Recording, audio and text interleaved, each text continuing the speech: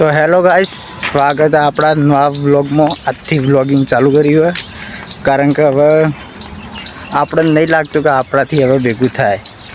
કારણ કે કોમ્પિટિશન એટલે બધું વધી ગયું ને કે તૈયારી કરવામાં જેટલી કરીએ યાર, થોડા ઘણું તો રિઝલ્ટ મળવું જોઈએ.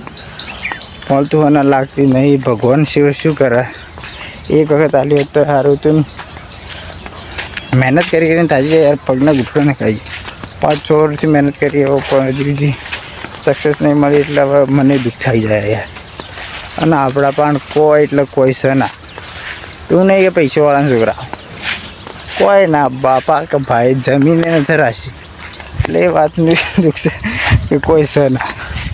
અત્યારે વહેલા ખેતરમાં આવી જાય બાપા મોકલ્યા. હવે તો મેં ના કહે કે સરકારી નોકરીની તૈયારી, કારણ કે ચલો ટાઈમ થોડા ઘણો ટાઈમ હોય તો સારો લાગે, વધારે ટાઈમ ન રખાય.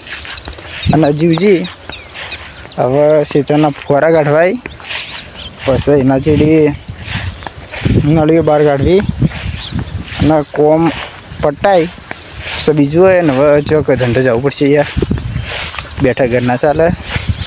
પણ શું કરીએ યાર, મિડલ ક્લાસ ફેમિલીનો જન્મ થાય એટલે આવું રહેવાનું જ. અને આપણા જેવા છોકરાઓની તો શું હાલત હોય તો જે છે ખબર. બાકી મળીએ કોમ કરી. ફાઇનલી ખેતરના ફુવારો તો ગાડી દઈને છે આવી, પણ નળીઓ ગાડી દઈને છે. સપેલા ખેતરની વારી એના ફુવારા કાઢવાના.